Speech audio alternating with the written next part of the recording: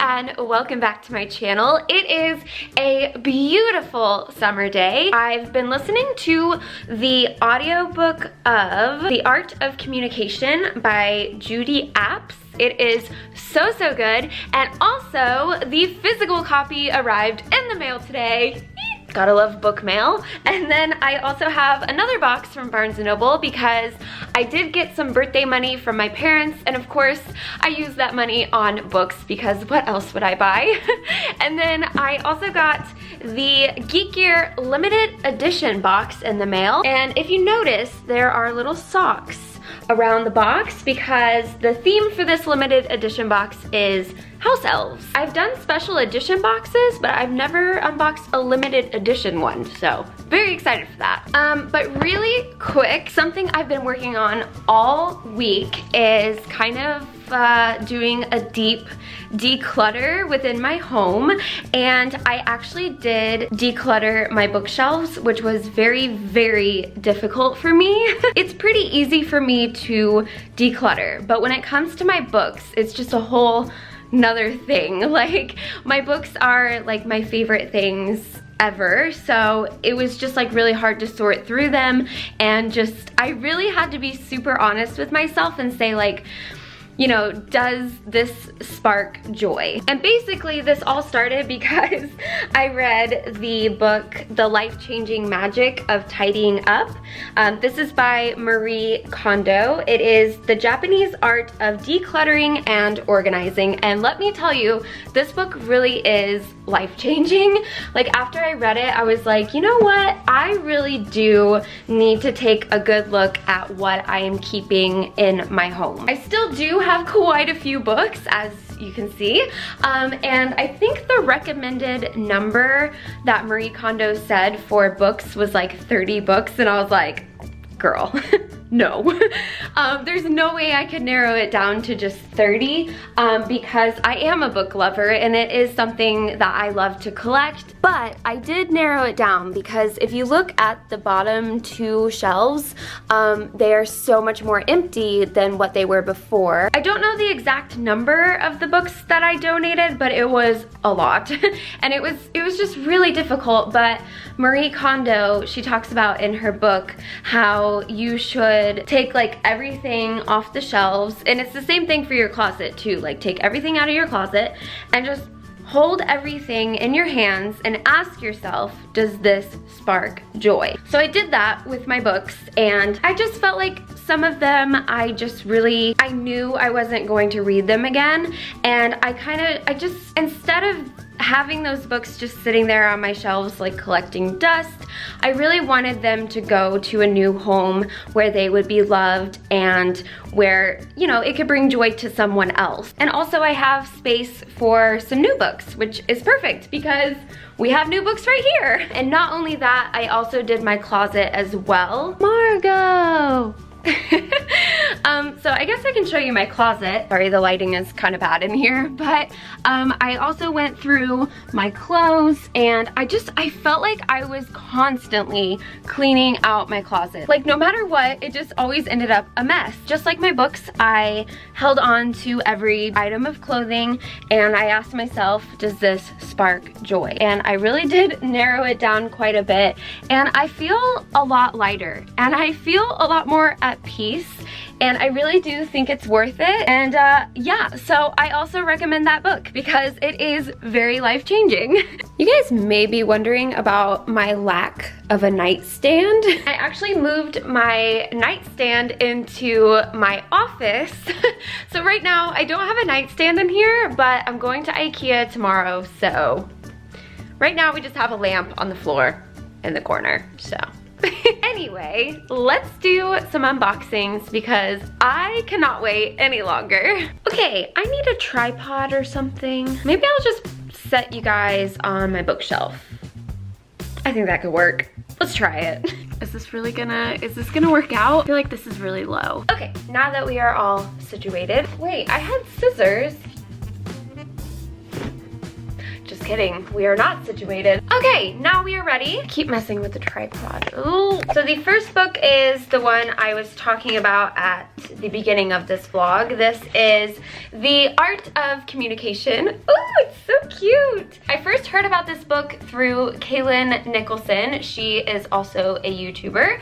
And this is how to be authentic, lead others, and create strong connections. And I have learned so much through this book. It is so informative, and honestly, like, there's just so much I want to go through and highlight, so I'm really glad that I actually have the physical copy now. It really does teach you how to have like better connections with people, and even better connections with yourself. If you are in tune with yourself, then that will help you be more in tune with other people too. So this is just really, really good. Now we have two other books.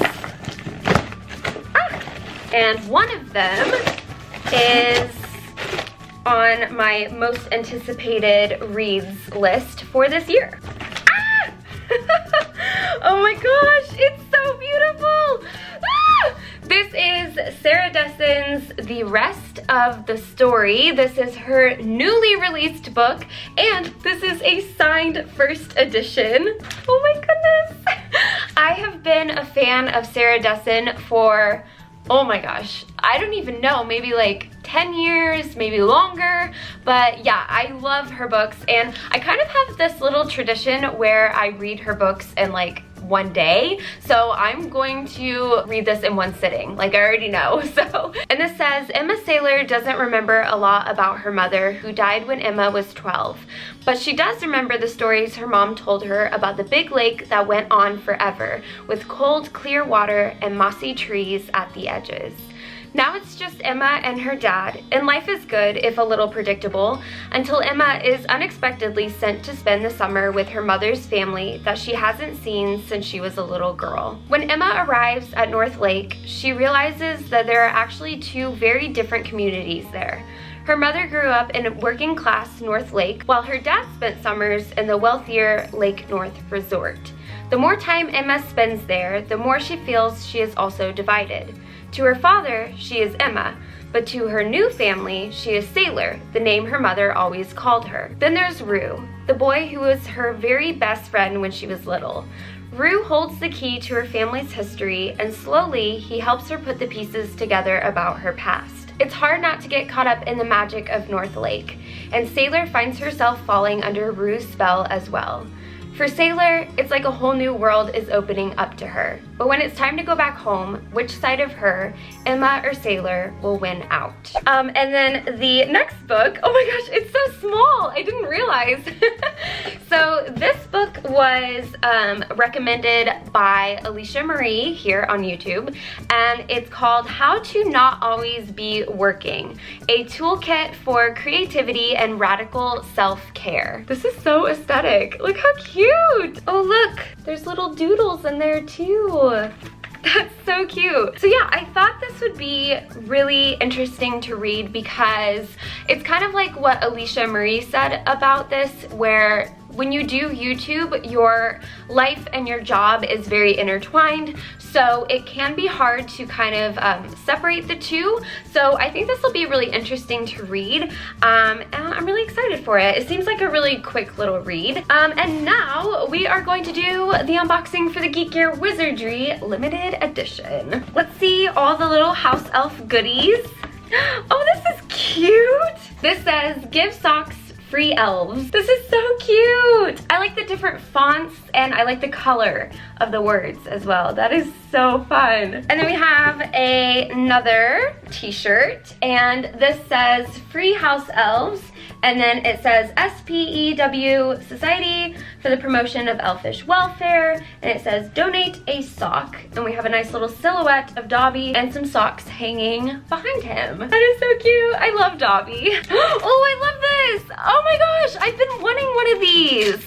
So this is a pin for SPEW. That is adorable. I've seen different variations of like SPEW pins, and I really like this one. I like how it has like a little tiny house elf on there, and then it has little socks, and the colors are really fun too. Oh my gosh, and then we actually have a pair of socks, which is perfect. And these are a nice blue color, and then there's little Dobby heads on there, and those are in navy blue. Oh my gosh, it's so cute. I can't wait to wear those. Then we have a tea, which I love getting the teas. This is Free Elf tea. Oh my gosh.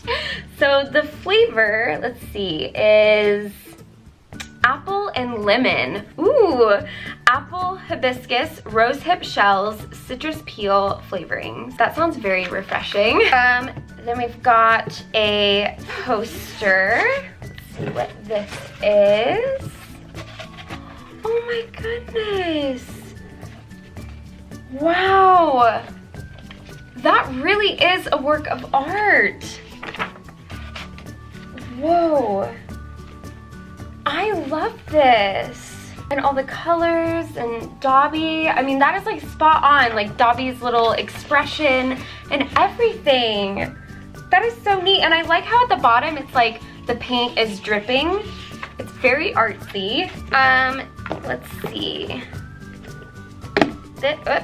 This is a little box with a Death Eater mask on there. Oh no! No! This is the dagger that was thrown at Dobby. I was not expecting that. It's so dark. It's very detailed. So you can see the design on the dagger, and then it does have a little skull on the handle. And then the very last thing, we have another poster, and this is more like a movie poster versus like the artsy one. And we've got little Dobby, and then we have another picture of him right here on the bottom. I just love Dobby. So yeah, that is all of the little goodies I have to show you. I think, let's see, my favorite thing from this box, honestly, I think I'm gonna say my favorite is this painting. I really, really like this a lot. But yeah, let me know what your favorite item was from this unboxing, and I will see you guys again soon. Thanks for watching. Bye!